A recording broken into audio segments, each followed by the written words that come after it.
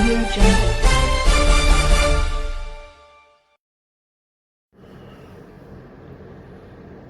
नमस्कार दोस्तों, मैं हूं राकेश अचल और आप देख रहे हैं अपना YouTube चैनल चक्षुदर्शी।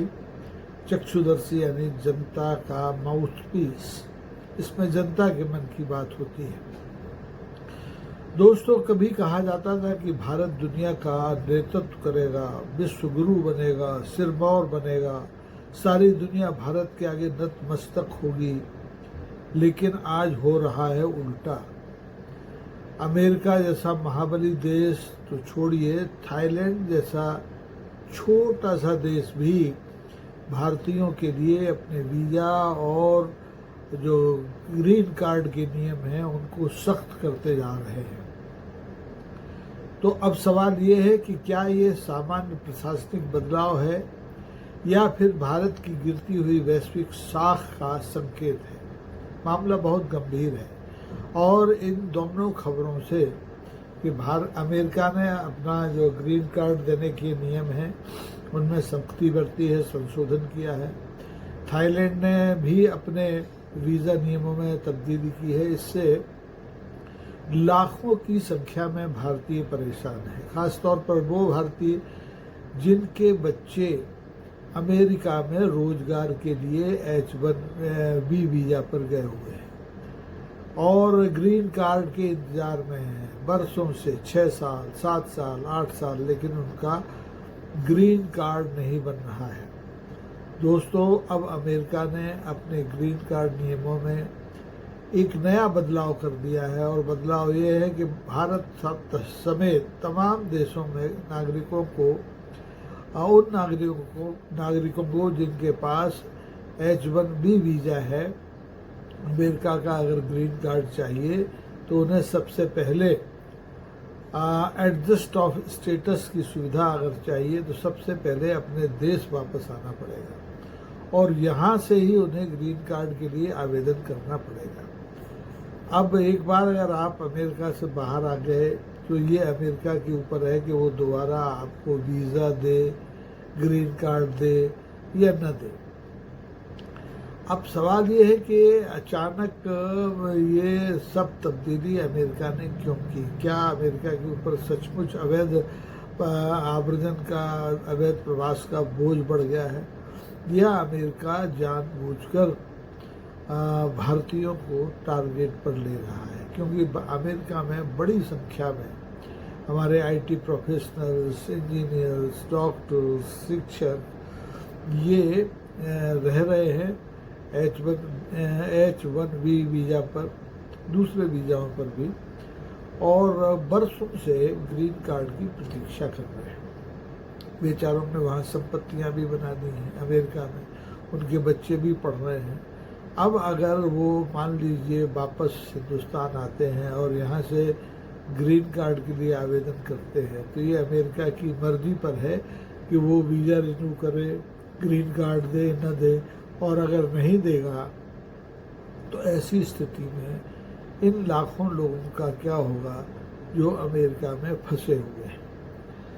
अमेरिका की जो एजेंसी है USCIS, इसका कहना है कि अमेरिका में जो तमाम सारे लोग हैं जिसमें भारतीय सबसे ज़्यादा हैं, छात्र हैं, पर्यटक हैं, अस्थायी कर्मचारी हैं, वो स्थायी रूप से अमेरिका में बसने के लिए ग्रीन कार्ड की प्रतीक्षा करते हैं, ग्रीन कार्ड के लिए आवेदन करते हैं। लेकिन और अभी तक ये बड़ी आसानी से हो भी जाता था, किसी को 4 साल में, किसी को 5 साल में, किसी को 6 साल में ग्रीन कार्ड मिल जाता था। कई लोग ऐसे हैं जिन्हें 10 साल और 15 साल बाद भी ग्रीन कार्ड नहीं मिला। लेकिन अब ये जो नियम बदले हैं USCIS ने ग्रीन कार्ड के, इससे लोग बहुत बेचैन हैं। अब ये सिर्फ ट्रंप प्रशासन की आव्रजन यानी इमिग्रेशन नीति का हिस्सा है या इसके पीछे कोई दूसरा कारण है, इसका पता लगाना जरूरी है। तो ये बात तो रही अमेरिका की। अमेरिका बहुत बड़ा देश है दुनिया का, दुनिया भर के लोग वहाँ अपना भविष्य संवारने जाते हैं, तो अमेरिका तो ठीक है। लेकिन थाईलैंड छोटा सा देश, केवल पर्यटन वहाँ का उद्योग है। थाईलैंड ने भी पहली बार भारतीय नागरिकों को जो 60 दिन बिना वीज़ा के रहने की अनुमति दी जाती थी, उसे वापस ले लिया है। अब उसे थाईलैंड जाने पर ऑन अराइवल वीज़ा के लिए आवेदन करना पड़ेगा हवाई अड्डे पर ही, और उसके लिए फ़ीस भी देनी पड़ेगी।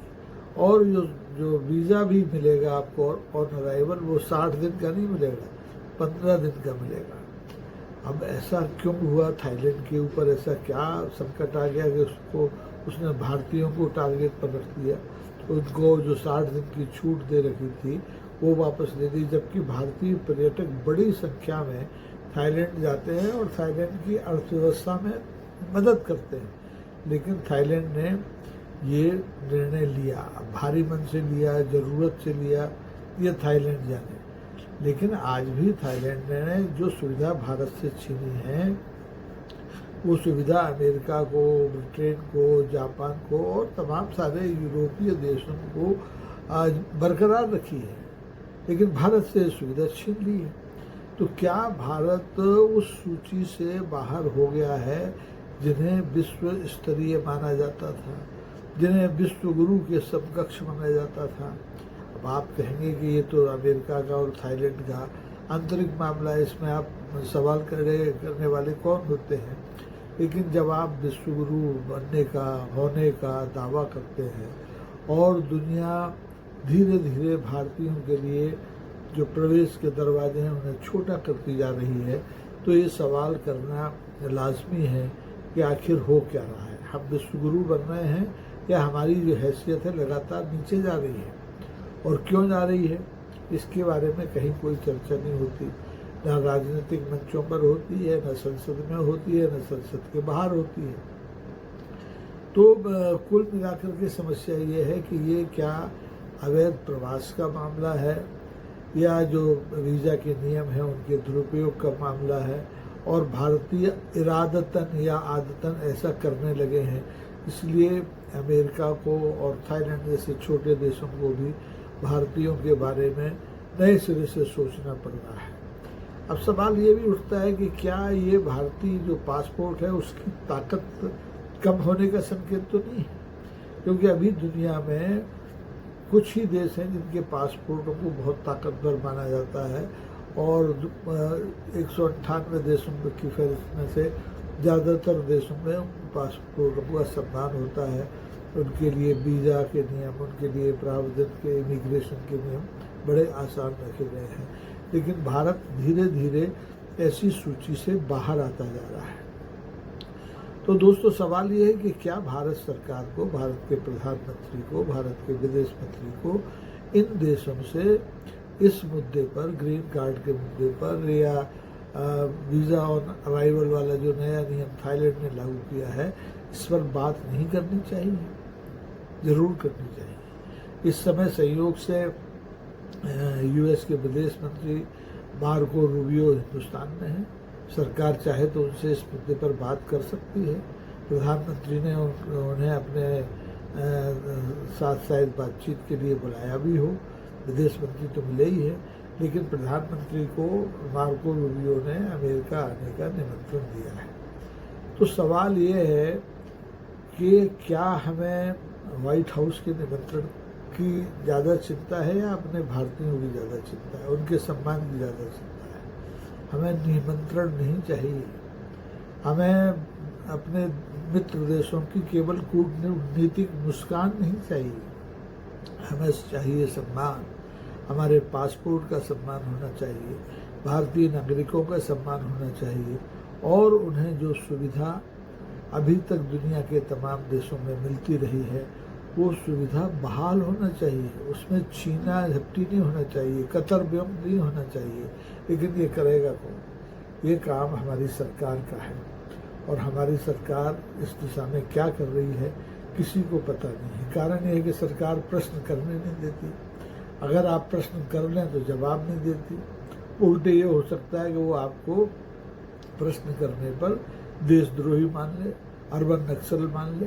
तो ऐसे में इस समय जो दुनिया के अलग अलग देशों में भारतीय रह रहे हैं, ख़ास तौर पर अमेरिका में, उनकी चिंता को ध्यान में रखते हुए भारत सरकार को तत्काल स्थिति स्पष्ट करना चाहिए कि क्या भारत के नागरिकों के सम्मान के लिए वो अमेरिका से ये जो वीज़ा नियम है, ये ग्रीन कार्ड नियम है, इनके बारे में, इमिग्रेशन के और सारे नियम इनके बारे में बात करेगी और ये सुनिश्चित करेगी कि वो भारतीयों के साथ कोई अन्याय न हो।